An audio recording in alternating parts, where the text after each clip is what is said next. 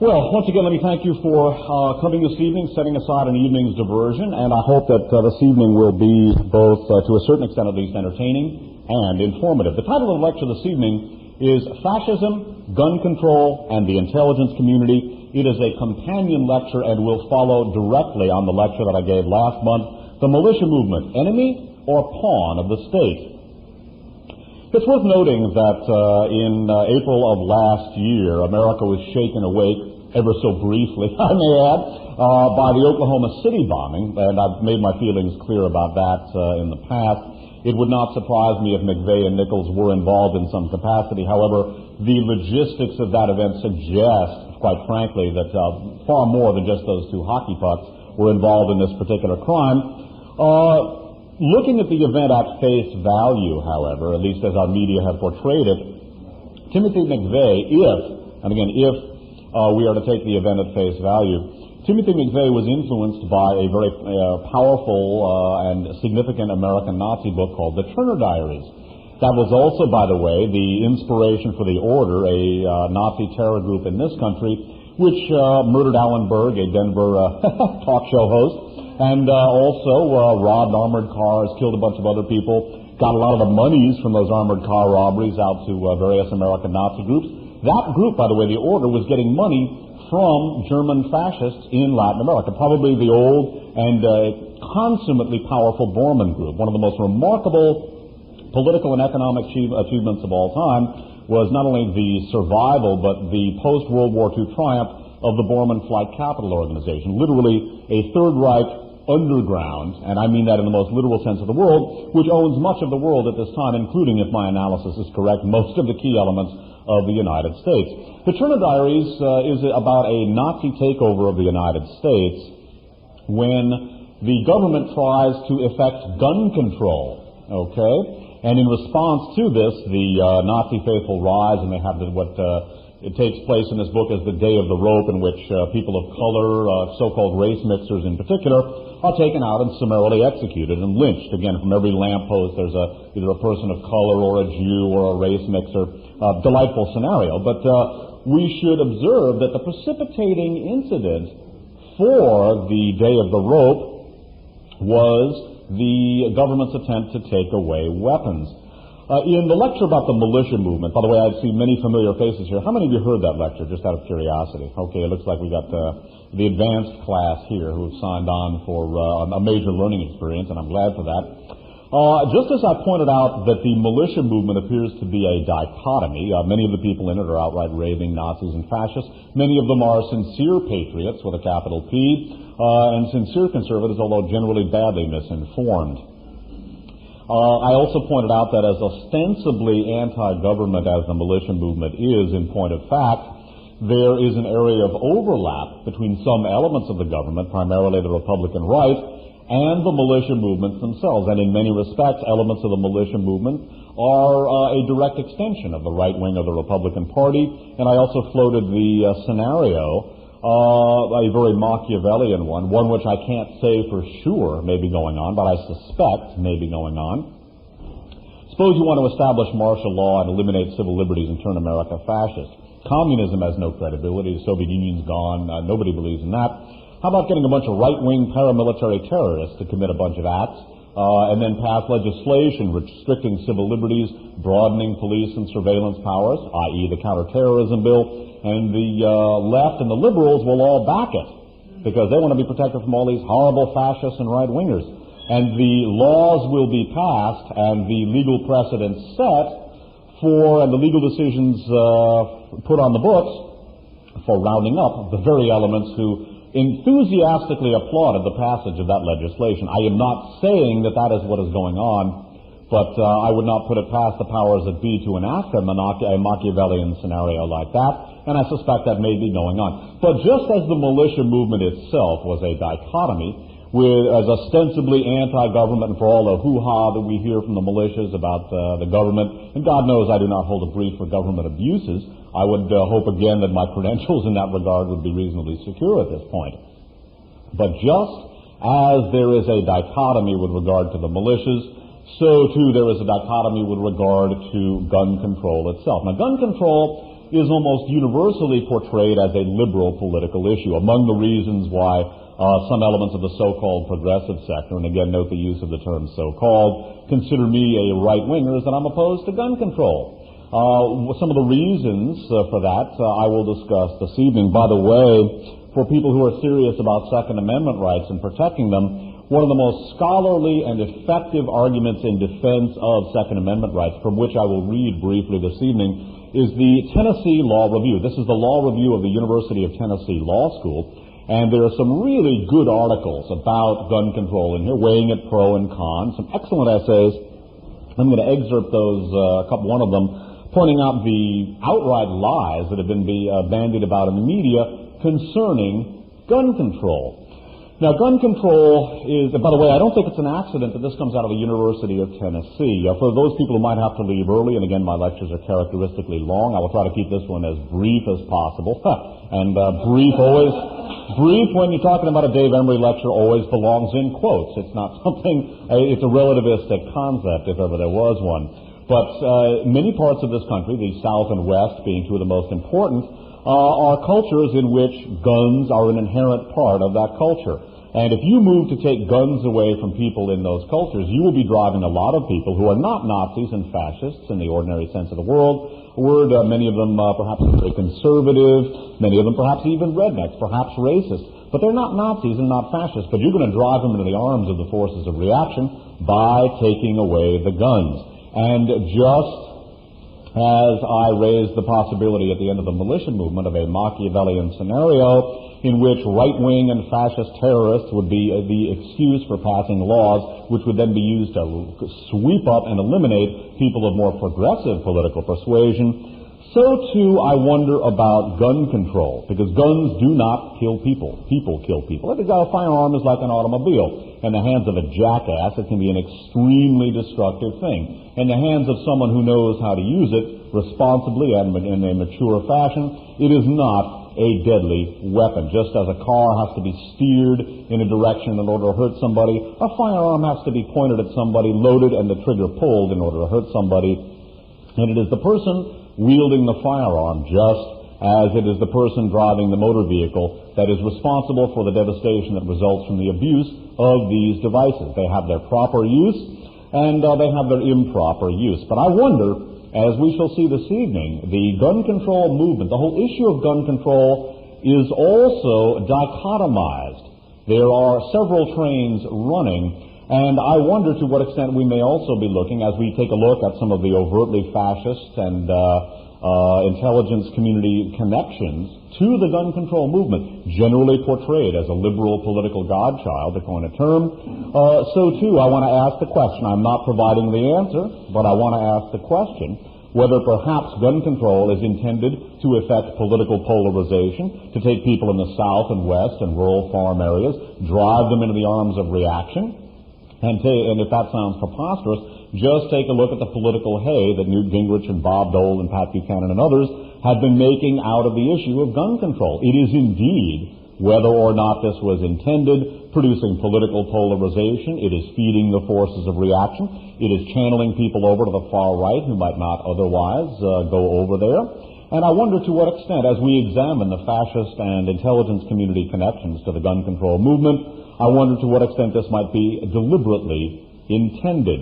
I also want to stress, as we get ready to go into the meat of the lecture itself, that many of the points I will be making are necessarily speculative, and many of the points I will be making are questions that I am asking, and I do not pretend to have the definitive answer. However, I suspect that in the asking of the questions, the possible answer may very well be suggested, and I think members of the audience have to examine the facts and provide the answers for themselves and hopefully other people as well. Now again, gun control is generally portrayed as a liberal political godchild. As we're going to see, however, many of the forces behind or underlying the drift to gun control are not only not liberal but are overtly fascist, and there are some apparent, note the use of the term apparent, connections to the gun control movement.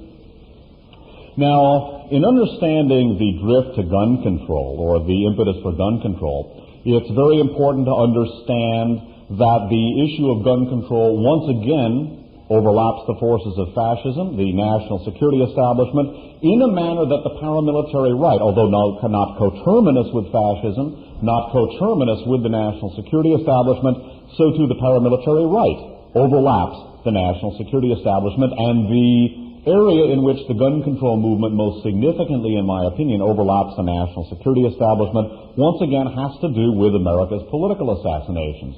Just as I spoke last time, at the last lecture, about the Minutemen, an American paramilitary right-wing organization, which overlaps but is not coterminous with the domestic fascist groups, and which elements of which have been used for various covert operations, the U.S. intelligence community's clandestine war against Castro, or wars against Castro, and America's political assassinations in particular, which were domestic covert operations. So, too, we find the same area of overlap between the forces that have launched the gun control movement and the national security establishment, and once again, our political assassinations is one of the significant areas of overlap. And so, too, there is an overlap between explicitly fascist elements and the gun control movement. This will appear to be utter poppycock, perhaps, to the uninitiated. When I talk about a connection between fascism and gun control, the uninitiated, and that's not meant to be patronizing or condescending, but they will perhaps say, good Lord, fascism and gun control, who baked this fruitcake? Which is understandable for people that are not familiar with the facts. The facts, however, suggest that fascist elements in this country are deeply involved with gun control, and there even appears to be a hard connection between the gun control elements involved in gun control and this country's political assassinations. Indeed, this country's political assassinations have served as a justification for the imposition or for the passing of gun control legislation. Now, in understanding the areas of overlap between fascism, the national security establishment, domestic covert operations, and gun control, the main name we want to understand is Thomas Dodd. He was a U.S. Senator from Connecticut, a former FBI agent, also an individual who was on the U.S., quote, prosecutorial, unquote, staff at Nuremberg. Note my use of quotes, because indeed, in many ways, the Nuremberg trials were something of a whitewash, although a few of the more evident personages of the Third Reich were tried and executed. The fact of the matter is, even as the Nuremberg trials were going on, the elements of our national security establishment, acting at the behest of those elements of corporate America who had supported fascism, were passing the word down that the denazification procedures in Germany were to be relaxed, as indeed they were. Thomas Dodd was on the staff, the prosecutorial staff, quote, prosecutorial, unquote, staff at Nuremberg, and indeed his political resume, some of the key elements of which I'm going to sum up in just a second, indicate that Thomas Dodd is an individual whose political activities have overlapped the operations of fascism in the past. Now, Thomas Dodd, in addition to being on the, quote, prosecutorial, unquote, staff at Nuremberg, was a member of and very active on behalf of an organization called the American Security Council. Actually, I shouldn't say he was necessarily a member. He might just have been a fellow traveler and enthusiastic supporter, but he was very closely and actively identified with an organization called the American Security Council. I spoke about this briefly in my last lecture. That is a domestic quote, security, unquote, outfit, a right-wing intelligence organization that was comprised initially largely of ex-FBI agents, as Thomas Dodd was. He was formerly in the FBI, very close to J. Edgar Hoover, that defender of human rights and that noted liberal.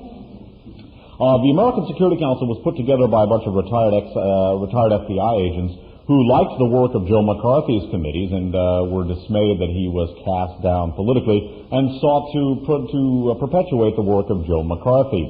The files which served as the informational seed, the foundation, the seed bed perhaps of the American Security Council were the files of Harry Jung's American Vigilance Intelligence Federation. This was an explicitly fascist and anti-Semitic group operated by Harry Jung out of Chicago in the 1930s that was actually a part of the Hitler-Goebbels anti-Comintern. This was the International Anti-Communist Alliance put together by Hitler and Goebbels and comprising not only fascist Italy and Imperial Japan, but also fascist and militantly anti-communist elements around the world. So with Harry Jung's American Vigilance Intelligence Federation and their files, which were then used as the seedbed the core database, so to speak, for the American Security Council, we are looking at an element of continuity between the fascism of the 30s and the 40s and the political reaction and the fascism of the more modern and certainly post-World War II period.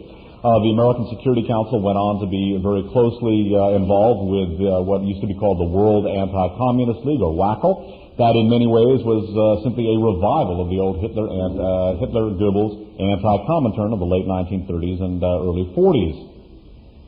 The American Security Council also had as one of its prime operatives General Charles Willoughby, née Karl Adolf von Scheppe und Wiedenbach. He was the German-born fascist who was MacArthur's chief intelligence chief from 1939 to 1950. An individual whose many connections, and he had more connections than a switchboard, not only in the United States but abroad, where he was very close to the Reinhard Gehlen spy outfit, the anti-Bolshevik bloc of nations, simply a renaming and reconstitution of the Committee of Subjugated Nations, a consortium of Central and Eastern European fascist groups put together by Adolf Hitler in 1943. Also, Thomas Dodd was very close to a public relations firm in the United States called the Julius Klein Public Relations Firm. Julius Klein Public Relations Firm conducted much of the PR business for major German corporations in the United States.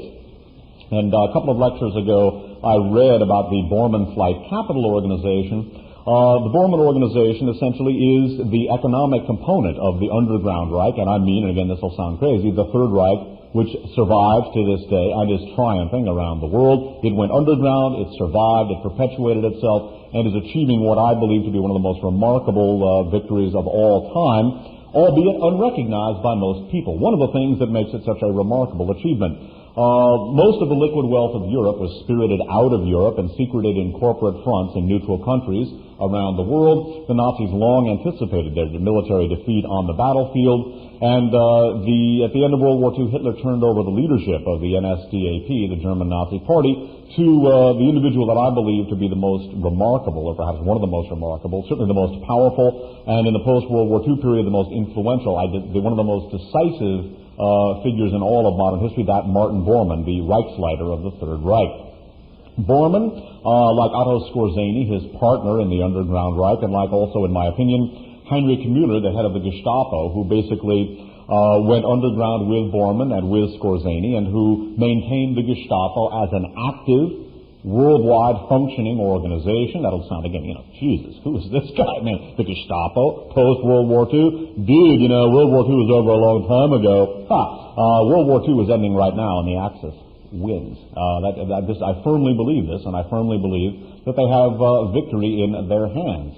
And the decisive element, inextricably linked with the German core corporations and the German companies that have become so well known and so influential above ground, is the Bormann Flight Capital Organization, which is the largest landowner in Latin America, and which owns properties, both commercial ventures, real estate, and other things that match with the most powerful economic entities on Earth, even on a world scale.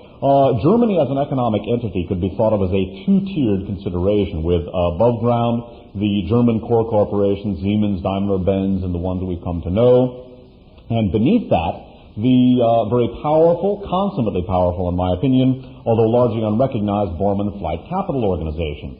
The Julius Klein Public Relations Agency was identified not only, it was overtly a PR firm that handled the PR business for the German corporations in this country. It was also identified as a front for the BND, the Bundesnachrichtendienst, the German intelligence service, which was a direct outgrowth of one of the most remarkable military and intelligence organizations in all of military history, the famed to those who understand World War II history and the history of intelligence, the famed Reinhard Gehlen Nazi spy outfit. Reinhard Gehlen, and you've heard this many times before, Reinhard Gehlen was Hitler's intelligence chief for the Eastern Front in World War II. His organization was called Fremde Heere Ost, or Foreign Armies East. It was Hitler's intelligence organization for the Eastern Front in World War II.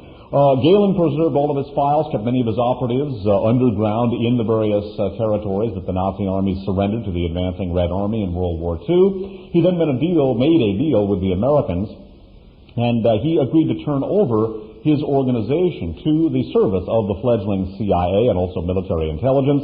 3 months after the end of the war in Europe, Galen was flown into the United States in the uniform of a 4-star general, given the pay of a 4-star general and Galen's spy outfit. Again, the Third Reich's Eastern Front intelligence organization, including thousands of SS and Gestapo veterans, with a good portion of the Odessa organization grafted on for good measure. The Odessa is the post-World War II SS underground, again, an ongoing, a contemporary organization, extraordinarily powerful, although largely unrecognized. Its nominal head, at least, was Otto Skorzeny. There may have been other operational heads as well.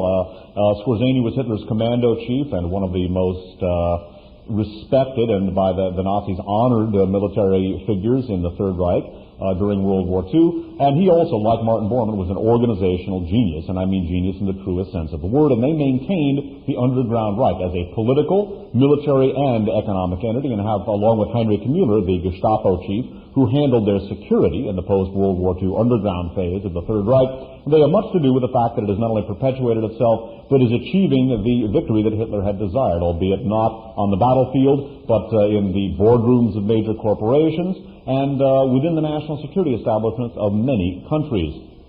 The Galen organization, in addition to serving as the CIA's Department of Russian and Eastern European Affairs, served as the de facto NATO intelligence organization, and finally, when the Federal Republic of Germany was incorporated, it was installed as West Germany's intelligence service, now the German intelligence service. It continued to supply the United States and NATO with the bulk of their intelligence, even when it was the BND. So here we have an organization which represents a projection not only across the Atlantic, but through the decades of the Third Reich's national security establishment. When Galen was nominally a prisoner of war, right, in 1945, he was still reporting and clearing his actions with Admiral von Dönitz, who succeeded Hitler as the overt above-ground leader of German Nazis, as well as with General Franz Halder, his chief of staff, indicating that the Third Reich's military chain of command was still operating even after the end of World War II, and when Reinhard Galen was going to work, ostensibly at least, for the United States.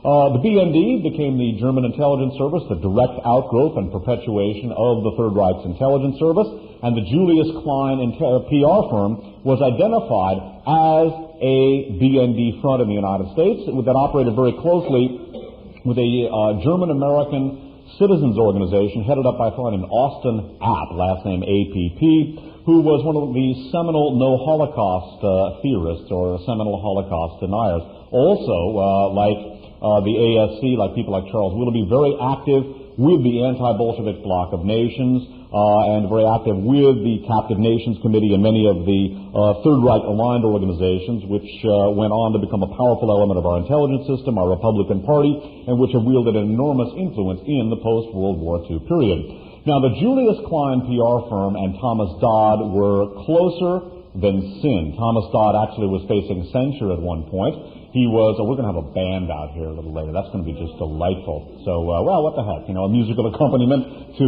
this de facto Wagnerian opera that I'm presenting here this evening. But Julius Klein PR firm and Thomas Dodd were extremely close. In fact, Thomas Dodd was getting large amounts of money and various gratuities bestowed on him by the Julius Klein PR firm. There was a congressional investigation undertaken into the Julius Klein's relationship with German corporations, and indeed the Klein organization was investigated as a possible foreign agent within the United States, which it most definitely was. It was a BND front organization, among other things. So influential was the Julius Klein firm on Thomas Dodd that Julius Klein was able to prevail on Thomas Dodd to travel to Germany in order to intercede with the German industrialists and financiers who were becoming understandably very leery of continuing their relationship with Julius Klein because of the adverse publicity, that he was getting in the United States. Ultimately, most of the German corporations and financial institutions chose to have their PR work done by somebody else other than Julius Klein. They're highly clever, and they did not want their PR work done by a jackass, or not a jackass so much as somebody who had a lot of bad publicity. You don't want your PR done by somebody who has bad publicity. It doesn't work real well. We should note that Thomas Dodd was very close to the American Security Council, very close to the Julius Klein organization, a BND front, and the representative of German industry, not only the core corporations, but inevitably as a component of that, the remarkable Borman Flight Capital Organization. And we should also note that Senator Thomas Dodd has played a role in the cover-up of the assassination of President Kennedy.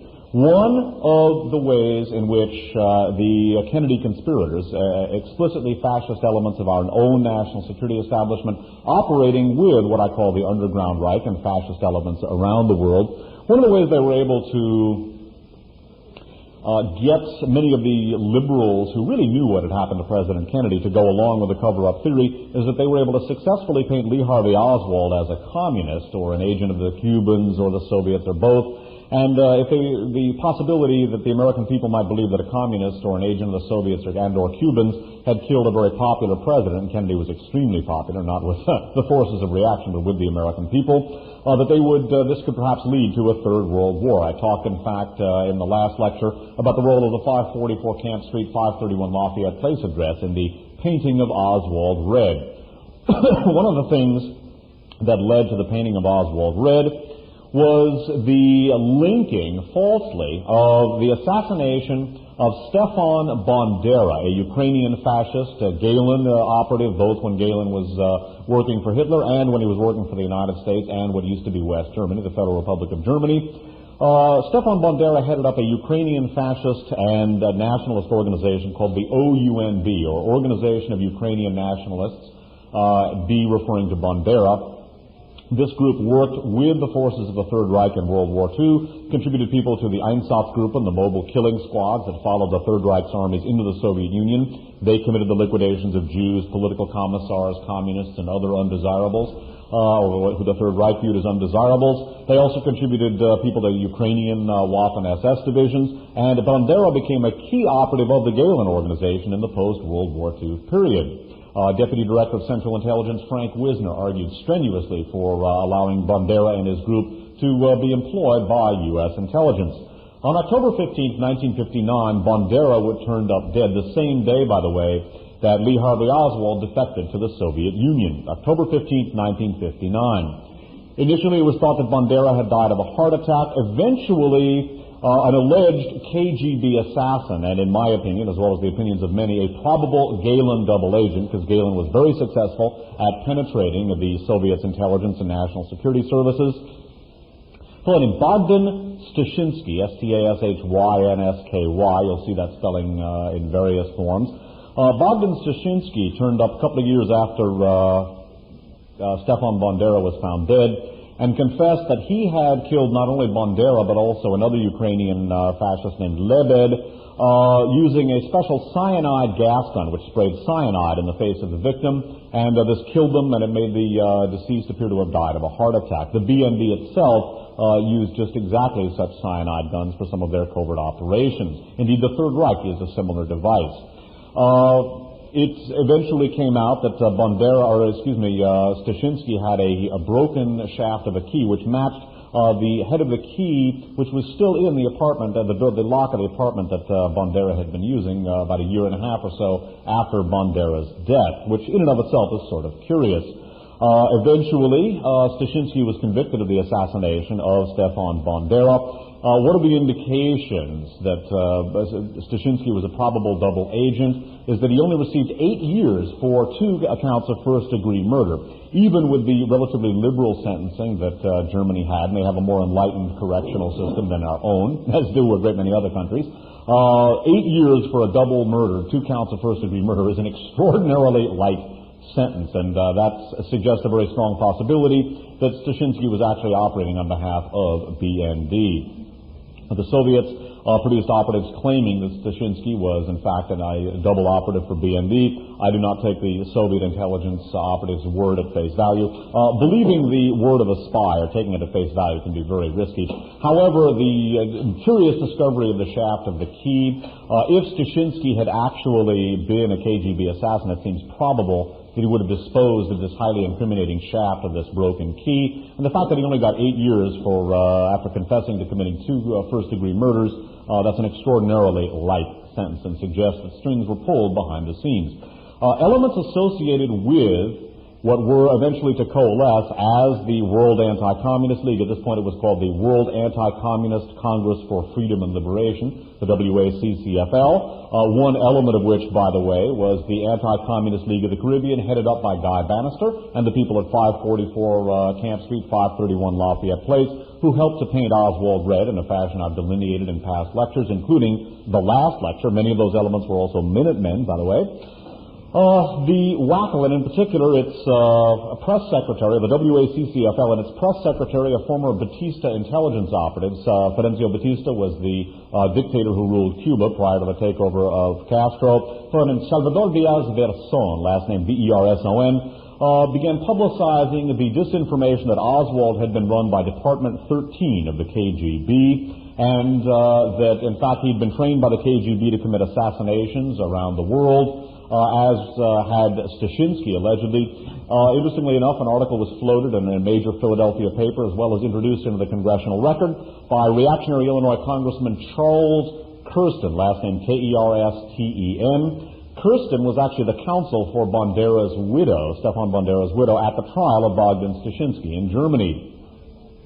Again, the linking of the death of Bandera to the assassination of President Kennedy and the disinformation concerning Oswald as a Department 13 KGB assassination trainee and operative was one of the factors, and again these elements floated by the WACCFL, was one of the factors that helped to convince more liberal elements who knew the truth about Kennedy's assassination to keep their mouths shut because they were afraid they might start a third world war if indeed the perception that a communist operating on behalf of Cuba and or the Soviets had killed Kennedy got loose. One of the people most instrumental in publicizing the Bogdan Stashinsky Oswald KGB disinformation, very, very important for the cover-up of the assassination of President Kennedy. One of the people who was most instrumental in getting it introduced in the Congressional Record was U.S. Senator Thomas Dodd, close to the Julius Klein public relations firm, close to the American Security Council that I've already spoken about, and as we are about to see in a minute, one of the most influential figures in crafting American gun control legislation, which, as we shall see, has drawn very heavily on the Nazi Weapon Act of 1938. Now, what I'm about to run down is a speculative element. I cannot say for sure that this happened. Peter Dale Scott, in his very detailed book, Deep Politics and the Death of JFK, has floated the possibility that Oswald, in order to be given his cover, was actually operating on behalf of a private security firm which was contracting to do business with the United States government. There was speculation about the possibility that he may have been working for the Defense Industrial Security Command, who maintained security for American defense industries, or did at that time. There is also the very real possibility, and again it's only a possibility, that Oswald may again have been an operative for a private security outfit that had contracted to do work for the U.S. government, and that he was working for a congressional committee headed up by Thomas Dodd. It may have actually been a subcommittee, I'm not positive offhand. This committee was investigating the availability of firearms purchases through the United States mail. Oswald was collecting all kinds of gun magazines. He was clipping out ads for firearms. And indeed, as many have pointed out, if Oswald wanted to get a gun in Texas, he didn't have to order one that was traceable through the mails. He could have walked into any gun store and bought a very effective firearm very cheaply that would not have been traceable. Yet he was ordering guns through the mails. One of his employers in New Orleans at one point was the William Riley Coffee Company. Bear in mind, again, that Oswald was supposedly someone who had defected to the Soviet Union with top-secret information about our radar nets and the U-2. Never prosecuted when he came back to the United States. One of the many indications that Oswald was an operative. That's utterly preposterous. And beyond that, then he begins hanging around with right-wing anti-Castro Cubans and defense industry, aerospace industry high rollers, wealthy petroleum industry executives. Not the sort of company that a per diem warehouse worker and professed Marxist and traitor to the United States generally keeps. One of his employers in New Orleans was the William Riley Coffee Company. Oh, by the way, Oswald also worked for one point for Jaggers Child Stovall that was doing classified work for the United States Army. bloody unlikely in view of how Oswald supposed it was. One of the many indications that he was a U.S. intelligence operative, given a left cover, infiltrated into left-wing organizations, then killed before he could defend himself. And again, the Oswald as communist theory was one of the things that led many people who knew what had happened to Kennedy to cover up the truth concerning that assassination. William Riley, Oswald's employer, was also a major financier of the Cuban Revolutionary Council. That was the CIA's anti-Castro Cuban umbrella group, subsuming the various anti-Castro groups under its umbrella. Again, a very unlikely person to be employing the self-professed communist Oswald, the only member of the New Orleans Fair Play for Cuba Committee, again a pro-Castro group. But Oswald spent most of his time while working for William Riley next door at Adrian Alba's garage, which, by the way, handled vehicles that were used for FBI and I believe also Secret Service motor pools. I may be wrong about Secret Service. At one point, Alba testified that he saw Oswald take an envelope appearing to be filled with cash from an FBI operative. He spent all of his time sitting around Adrian Alba, much of his time, instead of working, he was sitting around Adrian Alba's garage, clipping out ads from gun magazines for mail-order firearms. Peter Dale Scott has suggested, and again it's only a speculation, I think there's probably merit to it, but that Oswald may have again, while having his cover established, he may have been working as a contract operative doing investigations on the mail-order firearms business for the Dodd Committee, or Dodd Subcommittee. Of course, then later we have a provable trail where Oswald is ordering guns through the mail. This is used to help frame Oswald. We should also note that an individual who figures in the foreground of the cover-up of the assassination of Robert Kennedy also was doing work for the Dodd Committee. The LAPD group that was in charge with investigating the assassination of Robert Kennedy was called Special Unit Senator. Its head was an LAPD officer named Robert Houghton, but the two officers who actually handled the day-to-day operations of SUS were two Latin American LA policemen named Manuel Peña and Enrique Hank Hernandez, both of whom had done classified work for U.S. intelligence in Latin America, helping to train Latin American security forces. They both spoke fluent Spanish and English, and again, this is a curious choice to head up the investigation into Robert Kennedy's assassination, and they appear to have been less than vigorous in pursuit of the truth. We should remember that they both had backgrounds working for U.S. intelligence in Latin America. Manny Peña had done work for the Dodd Committee investigating Lee Harvey Oswald ordering the telescopic sight that was on that Mannlicher Carcano that he supposedly used to kill Kennedy, which was ordered from an L.A. mail-order firearms institution, retail outfit. So again, there is the possibility, in addition to the certainty now, again, bear in mind Thomas Dodd's heritage, Nuremberg, quote, prosecutor, unquote, American Security Council, domestic American fascist outfit with direct links back to the Hitler-Goebbels anti-Comintern, ex-FBI agent, very close to the Julius Klein firm, a BND front.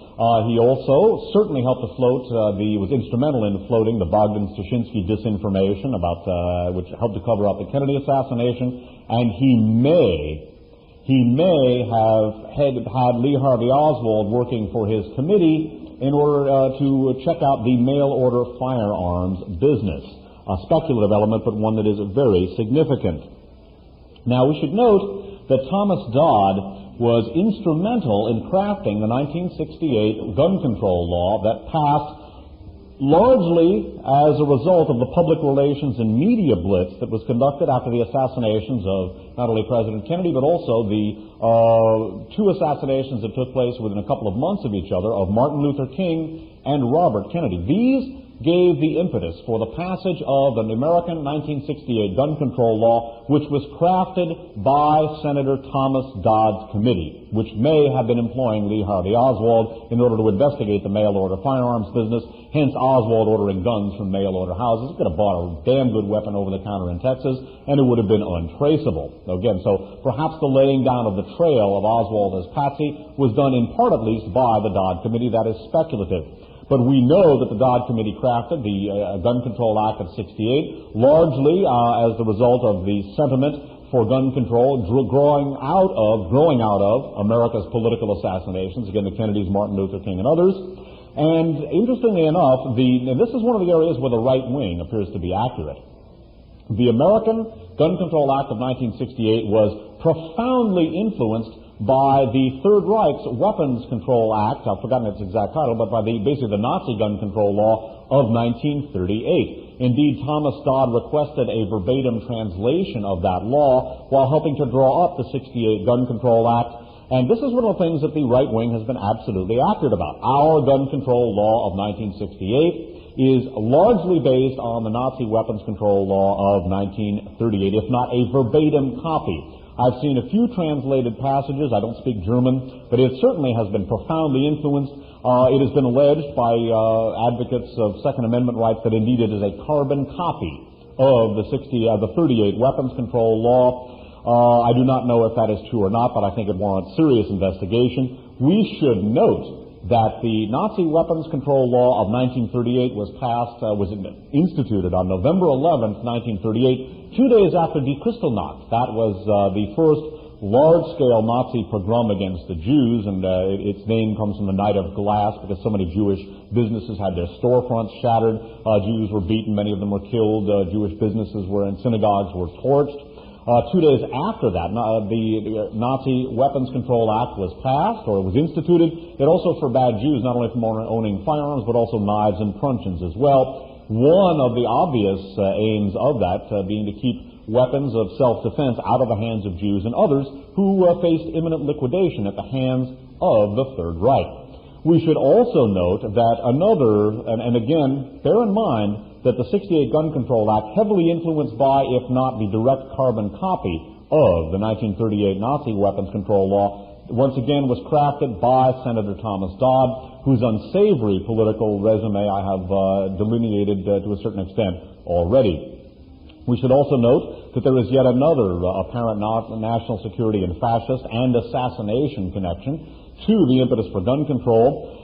On March 30th of 1981, Ronald Reagan was shot and seriously wounded by an assassin. My personal feeling is that this was not John Hinckley. I believe Hinckley was a diversion. I believe the real shooter was in all probability someone off to the side. However, we are told that the person who actually shot President Reagan was John Hinckley. John Hinckley Jr. John Hinckley Sr., his father. I'm going to go into Hinckley Jr. in a minute. John Hinckley Sr. had been a close personal friend and major contributor to the primary campaign of a fellow by the name of George Herbert Walker Bush.